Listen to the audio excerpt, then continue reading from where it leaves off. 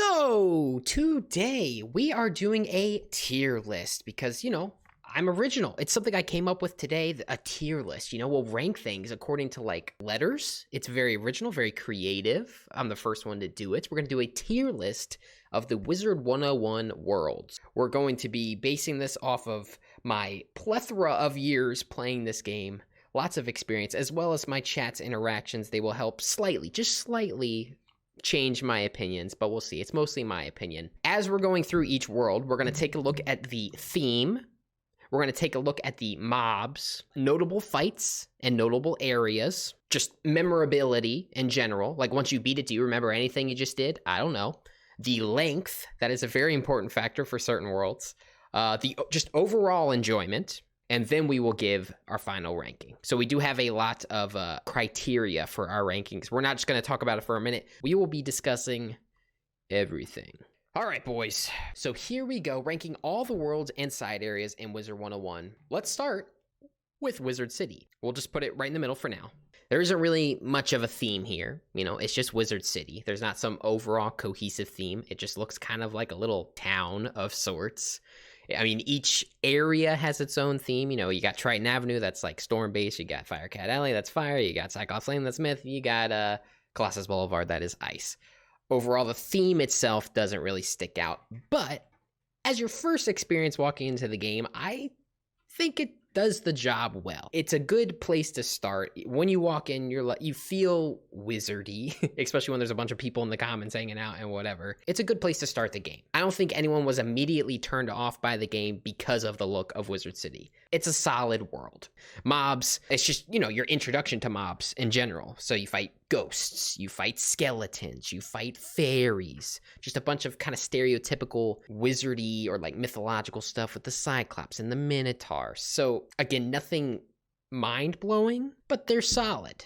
And obviously Nightshade is a great final boss, especially after he got the graphical update and actually looks kind of scary now. Obviously compared to later worlds, they don't hold up, but as the first mobs ever in the game, I think they're pretty solid. A good variety. Notable fights. Like I said, Nightshade, memorable fight. Rattlebones, probably not as memorable now, but as your first boss that you fight, it's memorable. The Kraken, obviously, for any OGs, where the Kraken was like the battle, or at least the battle for the poor folks that couldn't go on past Triton Avenue. The Kraken, just a lot of memorable fights, but mainly hanging on nostalgia. Nostalgia is obviously a big factor with Wizard City. Because you do it so many times, because you spend so much time there, and because it's a lot of times where you just hang out after you're done or while you're taking a break. You hang out in the commons, you hang out in Woo, you hang out at the bazaar, you hang out just in the shopping district. You spend a lot of time in Wizard City. Obviously, you will not forget Wizard City. You will remember your time in Wizard City, and you will spend a lot more time in Wizard City. I honestly think B is probably where it belongs. Next up, Krokotopia. In my top 5 worlds list, which is years old at this point, but it was ranked number 1. It was ranked the number 1 world. Recently, I've replayed through Krokotopia, so I definitely don't think it's the best world of all time. That is incorrect. The theme is a desert theme. I mean, it's nothing special. Coming from Wizard City, when you first go into Krokotopia, it's very exciting because it's just so different from Wizard City, obviously. So it is very cool. But after you realize every world after that is arguably cooler and different, it loses its magic. Obviously, the layout of each area is almost identical. They just tweak the hue a bit. This is fire. See, it's slightly red. Ooh, this is ice because some of the snow is on the ground. Like every area looks identical, which is a problem with the whole first arc, honestly. But notable fights, honestly, not really, since literally every major fight pretty much is just a crocodile. There's a couple exceptions, of course, but mostly things are just crocodiles. So you don't really remember anything, honestly, because it's just crocodiles. I know it's called Krokotopia, but it's just crocodiles. So notable fights, not really. Notable areas, maybe the secret shop in the sky. That's notable, but that's about it. Krokotopia, it's just crocodiles. I don't think it's quite a D, but it's probably a low C. Next up is Marleybone. The sun's gone. It's dark. It doesn't feel like it belongs in this type of game because you're literally just like in London, except there's like dogs and stuff. So I actually like the theme. Maybe I'm alone in that, but I do like it. I also like it because there isn't many worlds that take place entirely at night. So I kind of enjoy the theme. Plus, cats and dogs. You can't tell me the cat thugs, the big giant cat thugs, tiny little leg cat thugs flipping a coin, cat thugs aren't dope, okay? Sherlock Bones, are you kidding me? Street sweepers, I mentioned it in a video. I really like the street sweepers. Cat burglars, like, it's just cool. They took dogs, cats, rats, whatever, but gave them such a twist. Like, I really do enjoy the mobs. There isn't that many. There's probably like 6 mobs maybe, but I do like what they did with the mobs. And rat magicians. I almost forgot about rat magicians, bro. Top tier mob. Overall enjoyment, memorability as far as the fights go, it's decent. I think flying on an air balloon to the different dungeons and different areas is very cool. Meowiarty, yes, Meowiarty. And you see Malastare break him out of prison. Very memorable. I think Ironworks is a pretty memorable dungeon. I think Katzenstein's Lab is a pretty memorable dungeon. Although all the areas are practically the same as far as how they look, I feel like a lot of the actual dungeons are still very memorable, especially compared to Croc. And the Counterweights and Big Ben are very memorable dungeons. Like, everything about the final act of Marleybone is very memorable. So I do feel like it's a pretty solid world. Also feel like it's a B. Marleybone A. Marleybone A. Okay. All right. Okay, that's enough. All right. Okay. A. It was my honorable mention in my video. I can agree, Marleybone A. I will say, out of Arc 1, it's probably one of my favorites. So I can agree with that. Marleybone A. Let's do that. Mooshu. Mooshu, I feel like, is very divisive. You either love it or you hate it kind of thing. In terms of the theme, I think it's cute, you know? It's a very happy world. It's very green. It's very bright. It's very colorful. It's a very pretty world. Of course, the graphics definitely have not aged well in Mooshu, but conceptually speaking, very bright and cheerful world. In terms of the mobs, samurai are funny, great. Ninja pigs, fantastic. Love ninja pigs. Who doesn't love ninja pigs? You've got like the goat monks. It's all right. You fight the Onis. I think they're pretty memorable encounters, especially because you have to fight a boss and then you fight an Oni because he turned into an Oni. You have to fight 2 bosses in all the major dungeons, basically, except the final fight. I think a lot of the mobs and fights are memorable. I do also feel like it has some memorable areas, like Cave of Solitude, Shirataki Temple, fairly notable dungeon, and of course the Emperor's Throne Room where you fight Jade Oni is memorable. But aside from that, Mooshu's biggest issue is, like with the rest of the first arc, it all just looks the same. Although it has great enemy design and a pretty good theme, it really just gets very boring by the end of it because everything feels so similar. At first, you're excited, and then by the end of it, you're like, I've seen it all before. It's pretty boring. I would say C tier. I would say lowest C. Next up is Dragonspyre. The theme of Dragonspyre is cool, but also like almost the least creative as well, because it's literally just dragons, fire, roar. Like, I mean, it's just like almost what you would expect it to be, you know? This looks like where I'm going to fight the big bad guy at the end. Mobs, I do like the Draconians. I like the dragons. I like the way they're designed. I like the actual dragons, the drakes. I like them. You fight a lot of like people, you know, like armored people and ghosts and things like that. I think they're all fine, but again, probably the least memorable in the first arc.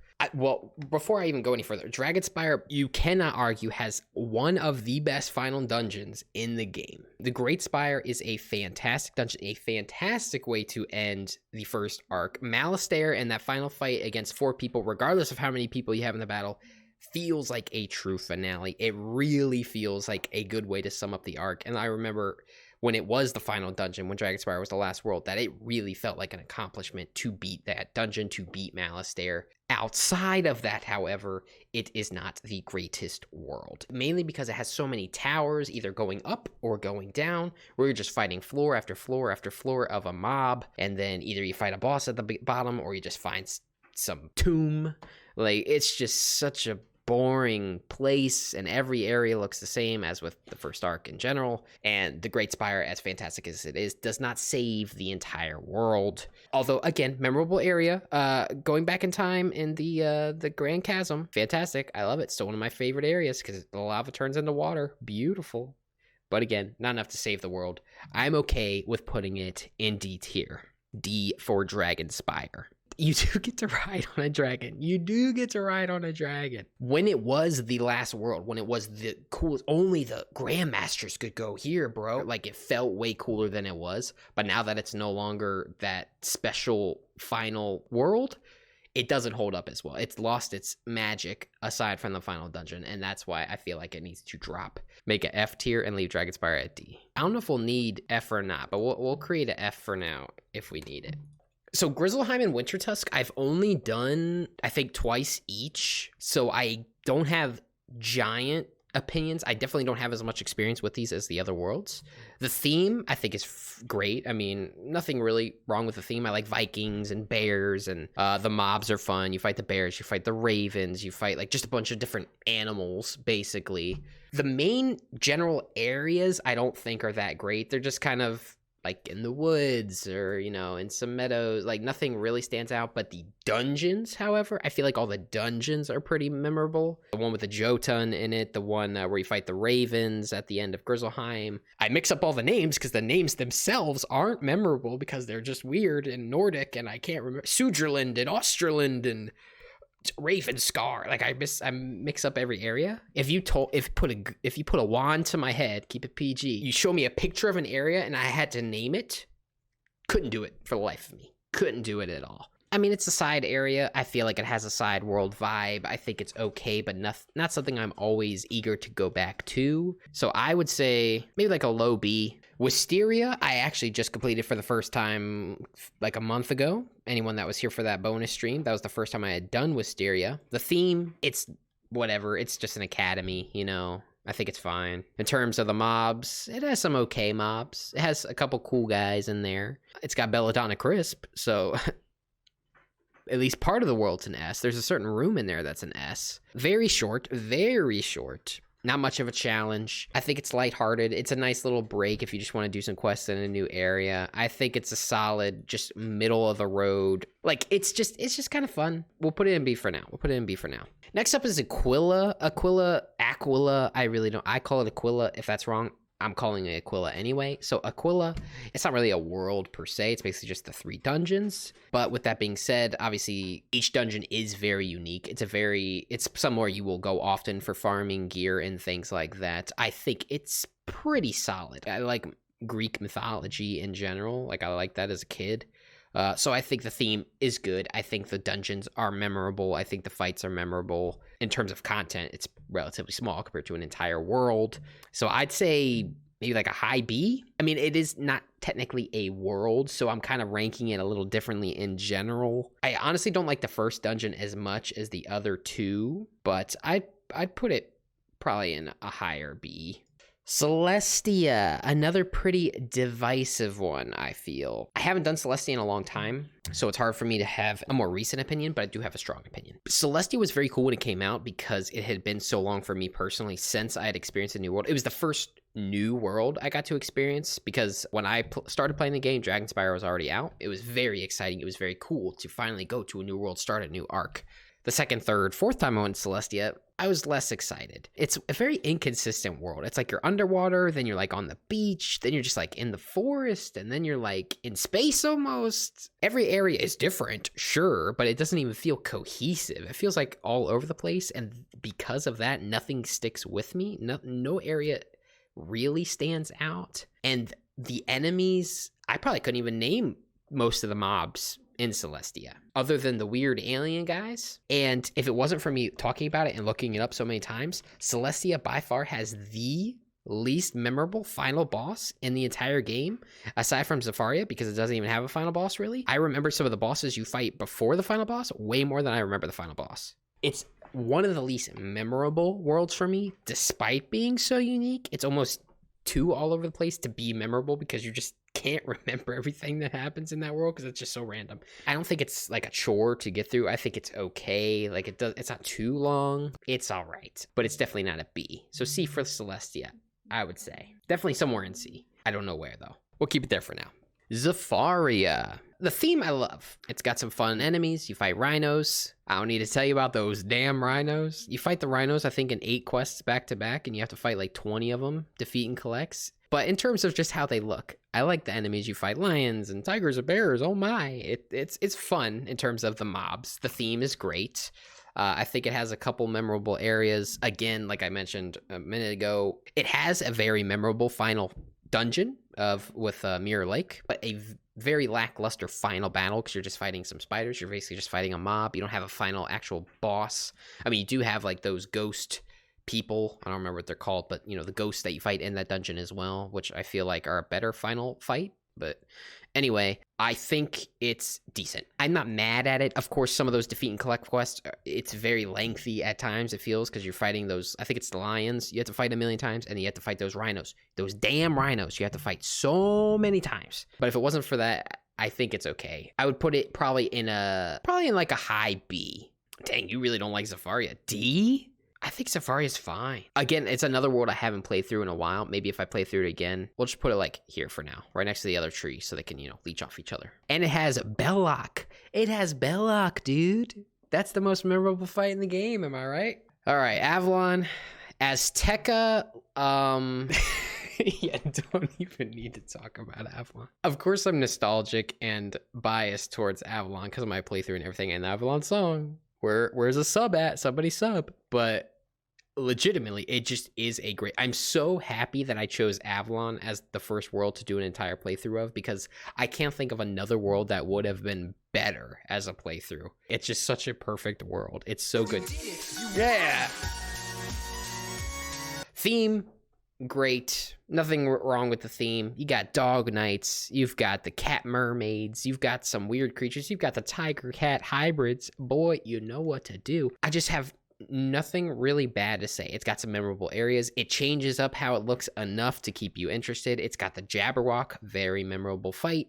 It's got Ghost Avalon, very memorable dungeon, for better or for worse, and Young Morganth is a great boss fight as well.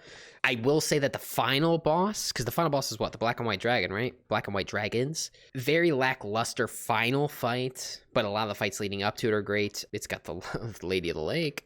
It's got Black Annie. It's got, like, just, again, I will say it a million times, I'm very biased. I've gone through footage of Avalon for hours and hours and hours. I have a lot of Avalon in my brain, so that's probably why I remember practically every fight in that entire world, but it still is memorable. I feel like a lot of it sticks with you. I don't think it's a very fun experience to go through. I've gone through Avalon since the Avalon playthrough and still enjoyed it the whole way through. It maybe has a couple places it slows down a bit, but overall it's a fun experience. Doesn't get too lengthy. I feel like it keeps up the pace. You're going to a new area, fighting something new pretty frequently. You know, you go underwater for a portion, you go back in time, you get to play as the owl. Like, it's got a lot of memorable moments, a lot of memorable fights. I honestly think it's pretty much as perfect of a world as you can have in this game, and that's why, regardless of what anyone else says, Avalon is S tier.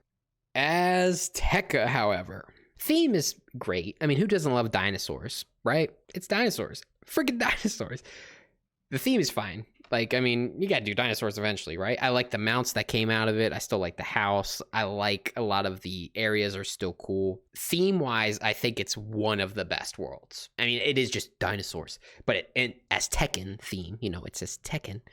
So I like the Aztecs. I like temples. I like, you know, I like it. I like the theme. I like the areas. I like the way everything looks. I like the enemies that you fight. I love the theme of it. However, the length and the quests themselves drag. It is a very long world. You get really tired of seeing these areas and fighting these same dinosaurs over and over again. Xibalba, however, is a fun final dungeon. I do like Xibalba. So I'd say it's in B, kind of like a low B. I think I still like even Grizzleheim a little better than Azteca, just because the experience of going through it is so, to me. My life has been in Azteca, I think, for like 2 years. I quest him pretty frequently, but I just can't get through the damn thing. It's just, it's such a chore to get through Azteca. And because of that, it falls so hard. B for bleh. S for suck. That's what S stands for, actually. Suck. Do we have to talk about Khrysalis? I've voiced my opinion on Khrysalis so many times. But here we go. Honestly, For Khrysalis, I wish we could rank part 1 and part 2 separately. I feel like that would be better for me. Khrysalis, this is a personal opinion. I know some people disagree, but it's my least favorite theme. I do not like the theme. I don't like bugs. I don't like the style of the structures and the overall look of it. I just don't really like it. I really don't. Part 1 is the longest questing of my entire existence. I hate part 1 of Khrysalis. It's just bad. It's so long. It has a couple good fights, couple good areas. Queen Sabina is an S tier before the transformation, and then she becomes S+. But regardless, besides Queen Sabina, part 1, no. Can we just skip it? Part 1 just isn't that great. I don't really like the enemies, the tree men. I like them, but I don't like bugs. Part 2, however, part 2 is so refreshing. It's such a turn in terms of my enjoyment of the world that it saves it a little bit. Part 2 is pretty good. You get to play as Morganth and do her things. I think that's cool. It's really interesting and different. Some of the dungeons towards the end are cool. I really like where you go to the tree, and it's like, I don't remember what it's called. Sorry. Khrysalis is a blur, but where it's like that dark looking tree and you go to like the portals. I think that area looks really cool. Then you get to learn shadow magic. You get shadow pips. Like, a lot happens in Khrysalis. I think the final couple dungeons and fighting Morganth, I think the Morganth fight is fine. Part 2, I wouldn't say it's my favorite, but I don't really have a huge issue with it.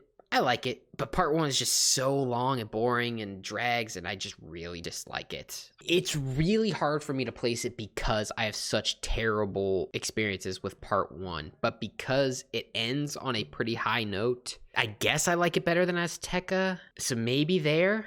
Let's try that. We'll see how we feel at the end. Polaris is another weird one for me. I've only been through Polaris once. Well, technically twice, but I kind of went through it at the same time with both my characters. And I did most of it, a majority of it on stream, if not all of it on a stream. So I don't really remember much of it. But that's not necessarily a bad thing, because if I had negative emotions, I definitely would have remembered them. Polaris is very short, just in general, but definitely compared to coming from Khrysalis, it is very short. And it's fun. The theme is great. Penguins. Freaking penguins. Who doesn't love penguins? And like polar bears and stuff. And I felt like it's just enjoyable. It's not too hard. It's just kind of, it's like a break. It's like, you made it through Arc 2. Let's take a break. Let's have some fun. Let's just quest, go back to just having fun, beating some bosses, learning some stuff. So for that, I think it's just a fun world. I think it's a high B, maybe an A. Again, I don't remember it very well, but definitely on top of all these. So either the highest B or A. So honestly, I'm okay with putting it as an A. A for Rasputin. All right. I can live with that.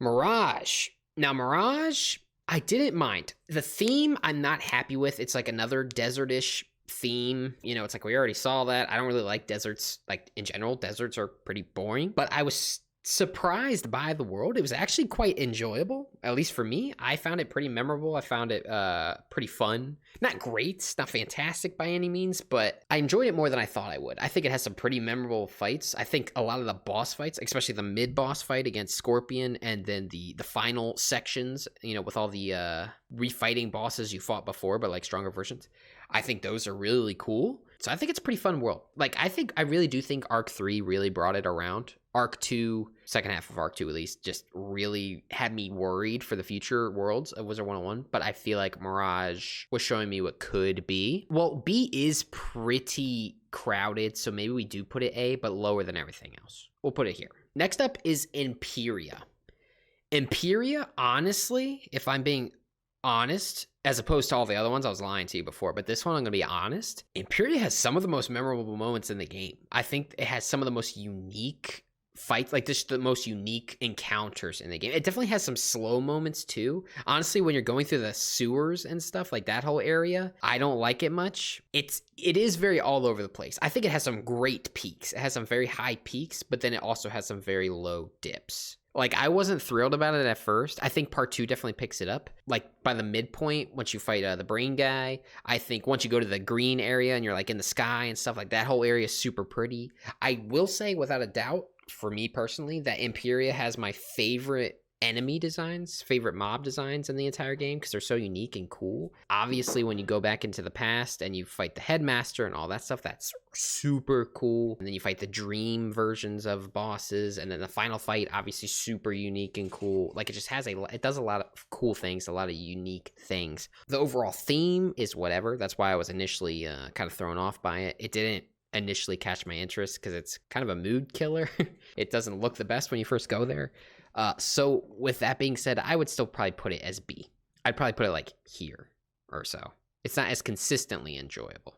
Catacombs, I don't even know why it's on this tier list. Catacombs is whatever. The theme is whatever. You're in the catacombs. Got a lot of cool bosses, I guess. You fight literal garbage. That's cool, right? Let's just pretend it's not there. Let's just go to Karamelle. So Karamelle, I have not finished. I believe I'm halfway through, so I can't fully form an opinion. So that's what I'm definitely going to turn to you guys. I will say in terms of the theme, I like it. I feel like they could have gone heavier on the theme. I feel like they could have leaned more into the candy aspect, because it's definitely not candy enough outside of the mobs. With that being said, the mobs are great. I wish there were even more of them, but there's a lot of cool mobs. Obviously, the gummy bears are great. The weird, like, s'mores monster machine things, those are cool. I think it's pretty solid. Again, I don't know the ending. I don't know how it ends. I don't know what the second half is like. I don't know the last couple areas. I don't know how they look, how they play. It's a pretty fast world. I've been moving through it pretty quickly. I've enjoyed it. I haven't had any negative experiences so far. I think it's pretty challenging as well. I'd say it's a solid world, a solid start to an arc as well. So from my experience, I would say it's high B, low A as well. It's an A. A feels like a B to me. A for grandma. Karamelle is actually fun. I would say A. I'll put it at A. I would say A. I mean, again, I haven't completely finished it, so I'll put it at the bottom of A just from not knowing. But yeah, so let's go back through. I think Avalon being by itself in S tier is fine. I don't think anything quite encroaches on my enjoyment for Avalon. I think this is a perfect set for A. It's just where they fall within A is my issue here. Let me get rid of F again. We don't need it. Okay, again, I'm going to keep Karamelle here just for my sake because I haven't finished it, so I can't give a completely accurate opinion on my own. But yeah, I'd say maybe switching these two might make sense. So I think that's our A tiers. B tier, top of B. I don't think Aquila is my top of B. I don't think that's right under these worlds. I might do something like that. Empyrea's top of B, maybe? I feel like Wysteria and Azteca should get dunked down. Yeah, I can agree with that. With Khrysalis being absolute bottom of B just because of part 1 dragging it down so hard. Then Azteca gets bumped down, Wysteria can get bumped down. So maybe like that. Maybe just kind of push everything around a little bit. Do I like Mooshu better than Azteca? Honestly, I might. Honestly, Azteca might be bottom of C tier. Like I could maybe do this. Dang. Do I do this? Or this? These two could be interchanged. Khrysalis and Krokotopia. It's the K's, man. The K's are hard. So S tier, Avalon. A tier, Polaris, Marleybone, Mirage, Karamelle. B tier, Empyrea, Zafaria, Wizard City, Aquila, Grizzleheim Wintertusk, potentially Khrysalis. C tier, maybe Krokotopia, Wysteria, and Mooshu. D tier, Celestia, Azteca, Dragonspyre. Azteca C, I can't. I just really hate questing through Azteca. The more and more I think about where Azteca should be, the more and more I'm like, dude, Azteca is the only world that when I get to it, I literally just take a break. I stop questing. So many of my characters just stop in Azteca because I just despise the questing experience. It's too long and boring. Like, compared to the other things, like Mooshu, I'm not fond of. Celestia, I'm not fond of, but because they're not super long, at least I can get through them, you know? I think that's my list. Took an hour and a half to make, but I think that's my list. I'm pretty happy with it. Again, certain things could be interchanged just slightly, but generally speaking, I feel pretty good about that. That's our list, ladies and gentlemen.